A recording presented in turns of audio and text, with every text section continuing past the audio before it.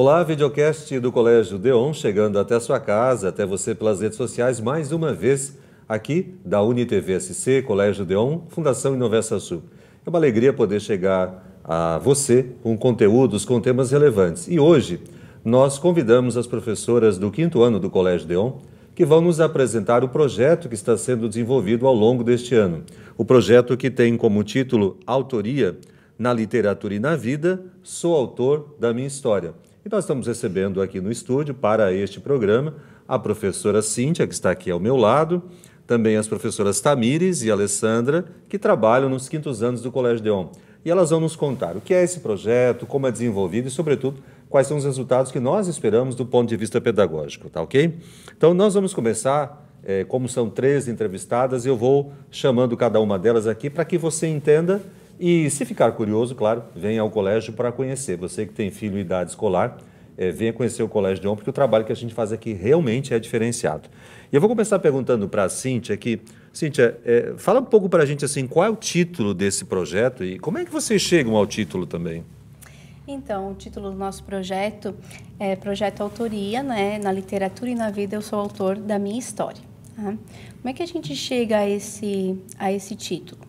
Primeiro, a gente olha para o nosso aluno. Quem é esse aluno do 5º ano? O nosso aluno do 5º ano está na faixa etária de 10 anos e com um pezinho na pré-adolescência. Naquele momento que ele não sabe, às vezes ele se olha, se vê criança, às vezes ele se olha e já se vê adolescente. Então, a gente chegou nesse título pensando no autocuidado, no autoconhecimento desse meu aluno. Porque eu, como professora, nós, como professoras, temos que ter esse olhar assim, integral para o nosso aluno, né? Porque é aquele aluno que, às vezes, está mais acanhado, e a gente tem que olhar por quê, conhecer os sentimentos desse aluno. E às vezes é aquele aluno que chega e quer, tia, hoje tem aula de gramado? E a gente vai ao gramado porque isso também faz parte dele. Na verdade, a gente pensa, né, que ser autor da própria vida é algo muito importante. E vocês fazem essa comparação, então, com a literatura e com a vida, ou seja, assim como o autor escreve um livro, nós também escrevemos o livro da nossa vida, mais ou menos nesse sentido? É o livro da nossa história, né, da nossa vida. E aí, durante o ano, a gente passa por várias etapas até chegar a esse lançamento desse livro, né? Porque o meu aluno, ele precisa ter esse autoconhecimento, e para a gente desmitificar também essa questão da escrita, né? O que acontece? Quando nós estamos numa aula de produção textual, a primeira pergunta que sai é, tia, quantas linhas tem que escrever? E aí eu não quero que esse aluno se preocupe com essas linhas, com essa quantidade de linhas, né? Porque hoje a gente também aí tem essa ocupação do aluno também com a tecnologia, né? E aí a gente faz esse oferecimento. Primeiro vamos nos conhecer.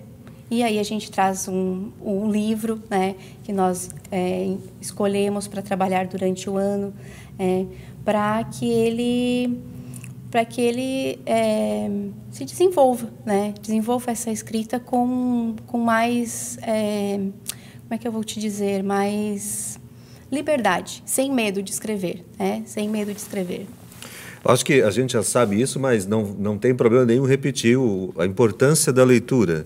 E imagino que talvez você em casa, pai, fique pensando assim, né? Se fosse um trabalho com celular, seria muito fácil que esse trabalho deslanchasse, porque eles querem ter o celular na mão.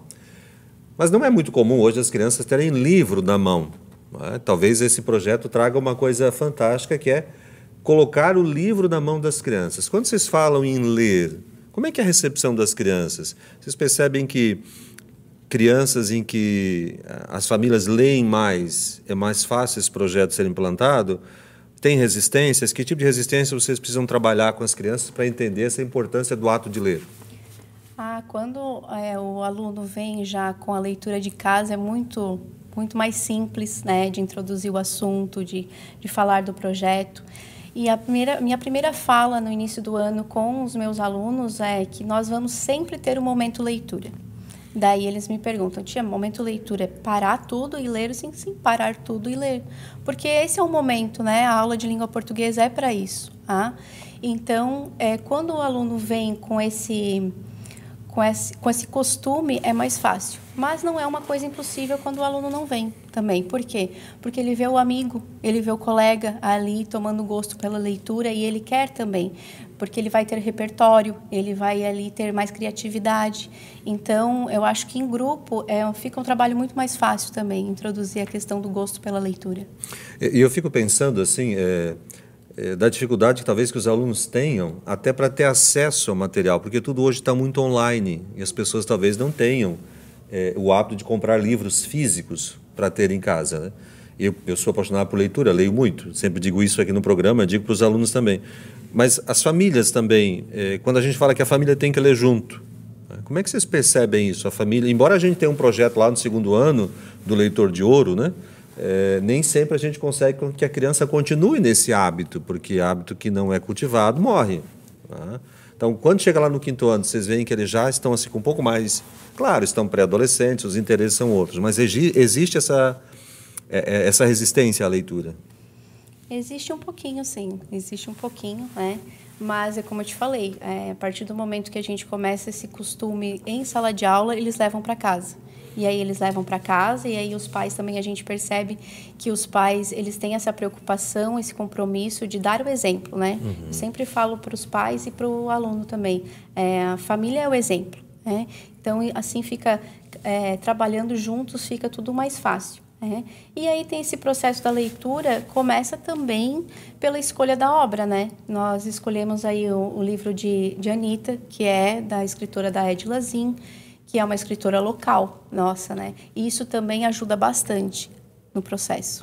Cíntia, em época de chat GPT, em que a gente digita lá e tudo vem pronto, como é que é esse processo de escrita? Claro, as crianças estão muito cedo ainda, talvez ainda não tenham descoberto o chat GPT, mas já vão descobrir. Como é que é isso? Como é que é criar na criança essa noção de que ele precisa ser autor e não copiar tudo da internet? Isso não só na autoria de um texto, mas também das tarefas, né? Muitas crianças usam muito isso hoje em dia, porque está ali, está na mão deles, eles têm acesso. Como é que a gente trabalha a questão da criatividade?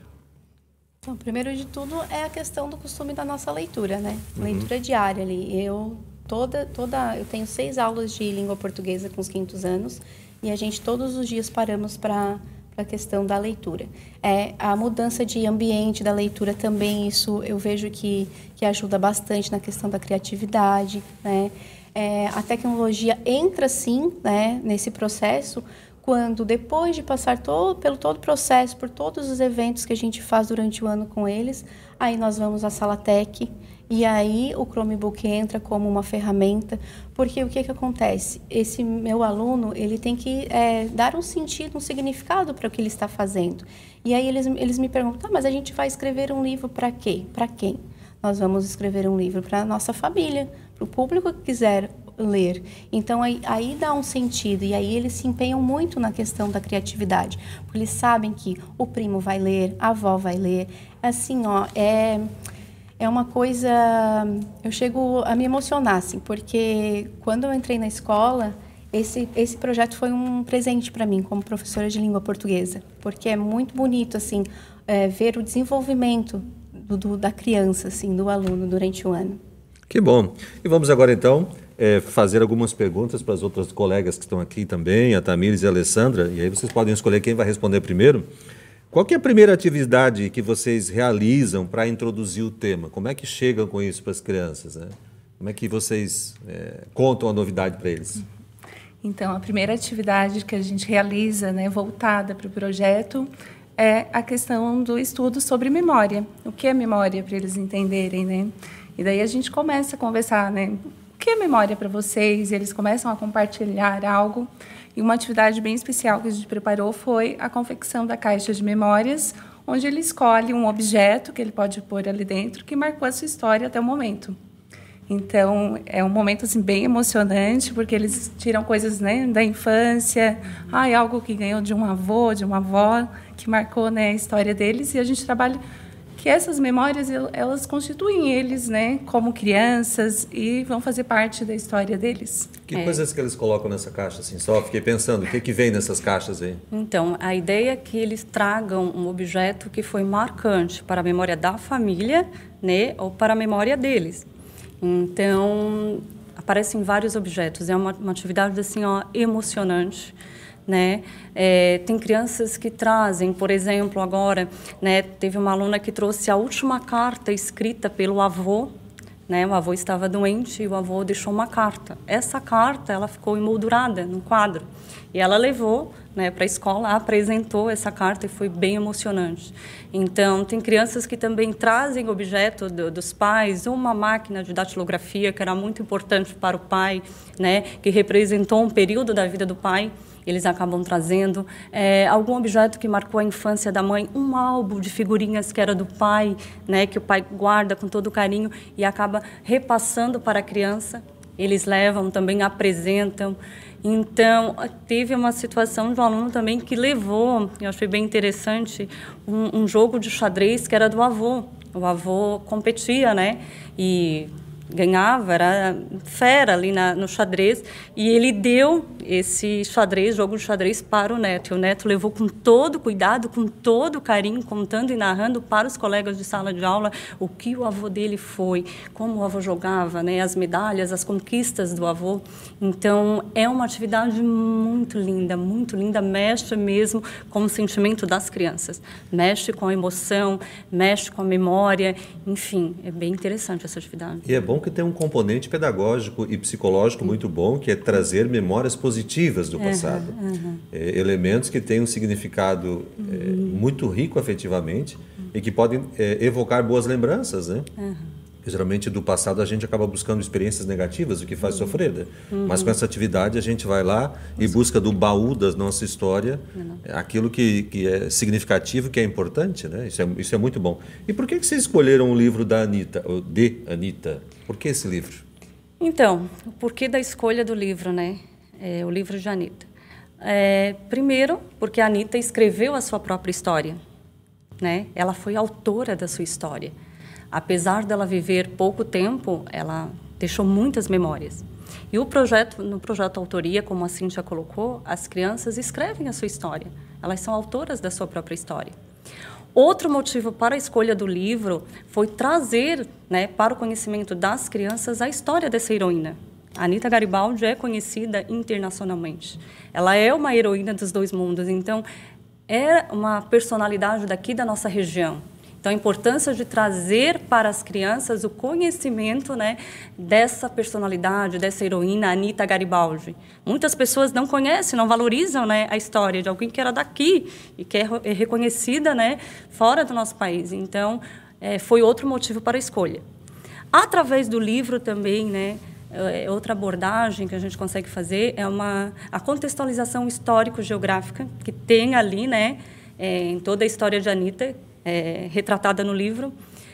Uma delas é a questão do lugar onde a Anita nasceu, que na época eram terras pertencentes à Laguna, que é aqui em Morrinhos. Sim. Mato Alto. Mato né? Alto. Isso. Próxima Madre. Próxima Madre. Então, a Anita Garibaldi nasceu ali, só que na época as terras pertenciam à Laguna. Então, a gente faz essa contextualização histórica com os alunos a partir da leitura do livro.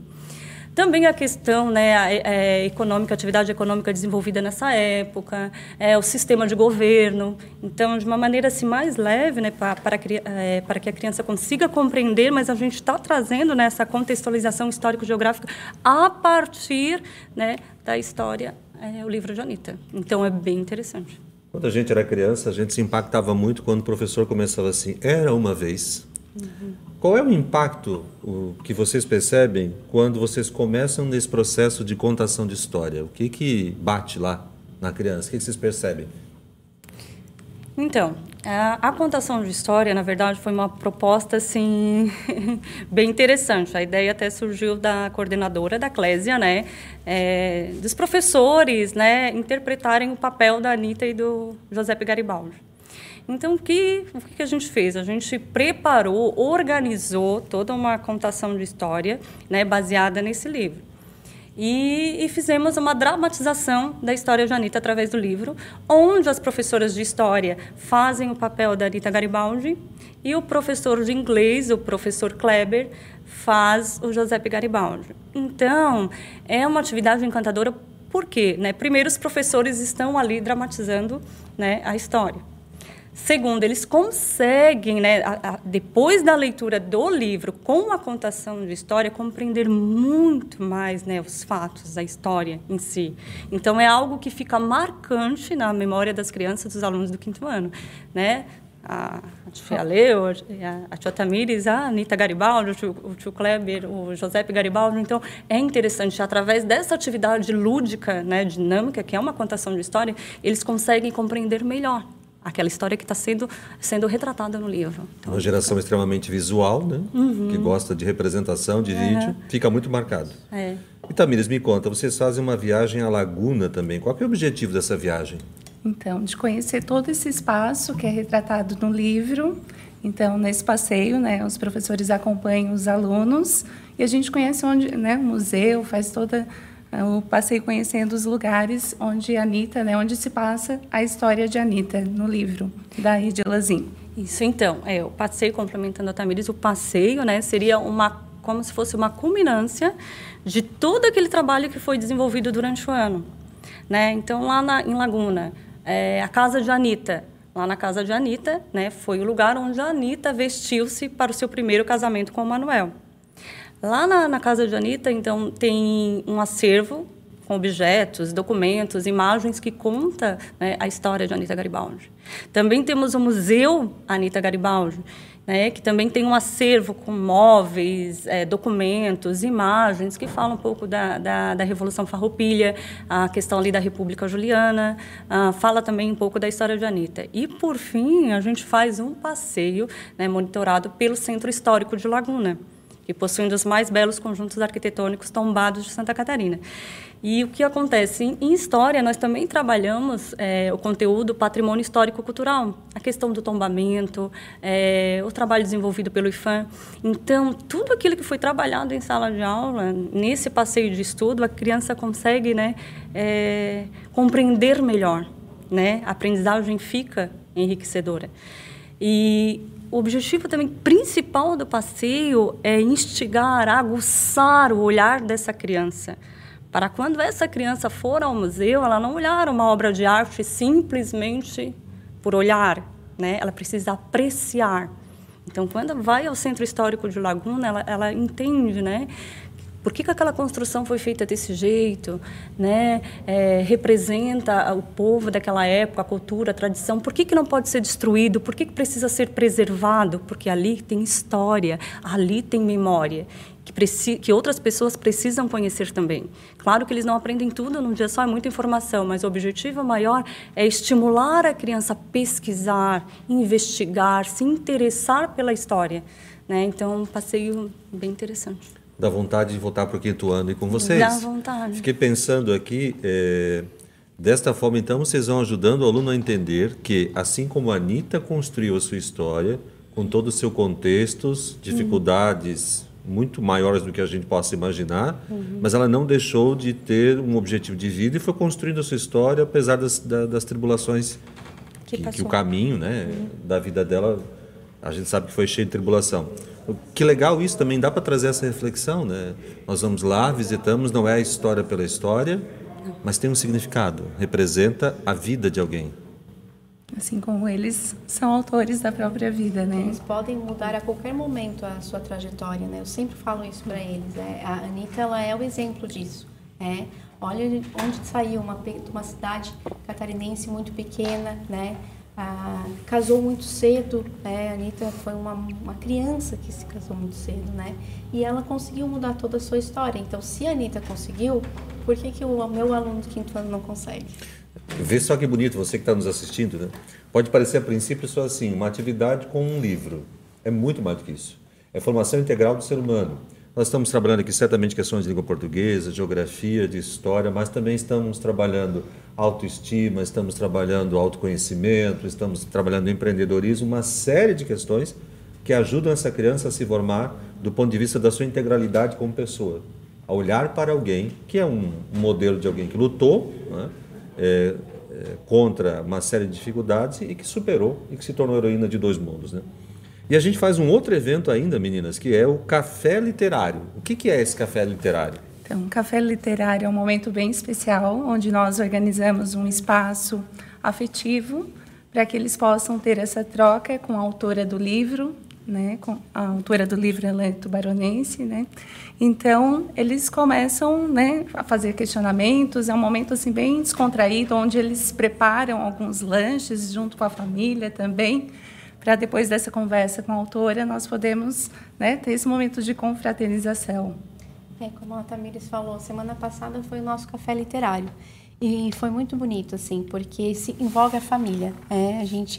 Eles trazem os pratos, os bolos, e dizem, foi a minha avó que fez, tia. E ai da tia que não provar, comer, né? Um pedacinho de cada bolo, né? Porque a família se envolveu.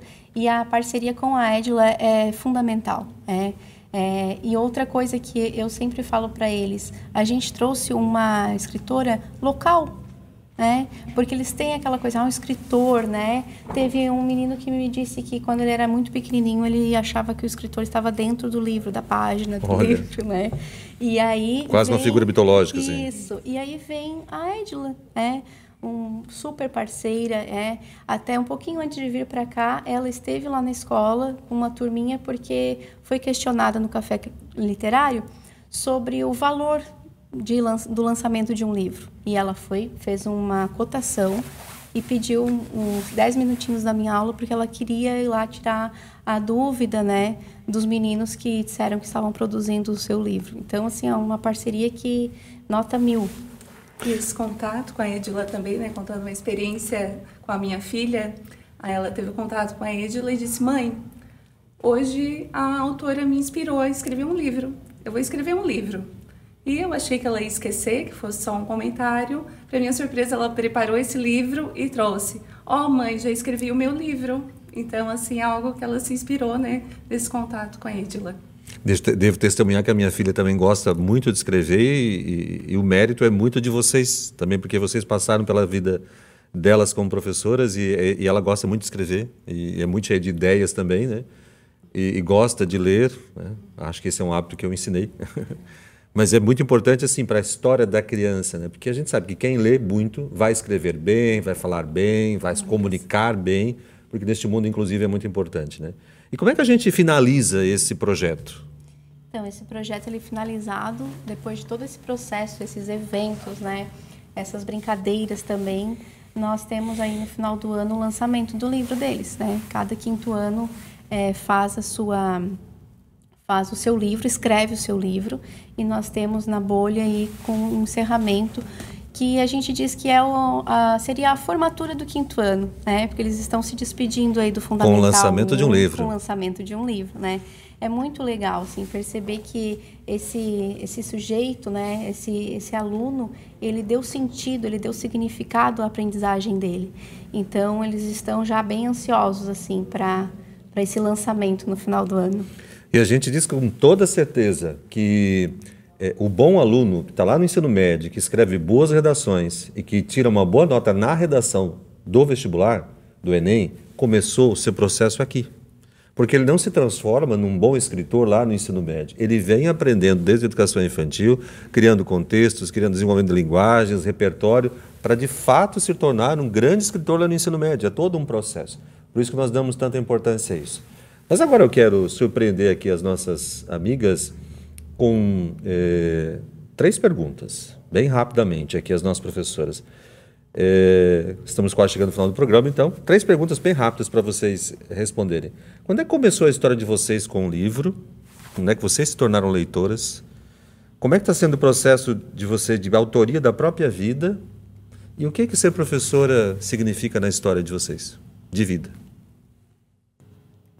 Então, a história do livro começou na minha infância, né? Desde do pré-escolar, antes do pré-escolar. A minha mãe foi a grande incentivadora, né? Como a gente diz, a família é o exemplo, né? Minha mãe é professora, então era o livro. Antes de dormir, era ali os minutinhos que eu tinha para fazer a minha leitura. E aí isso virou praticamente que um vício, né?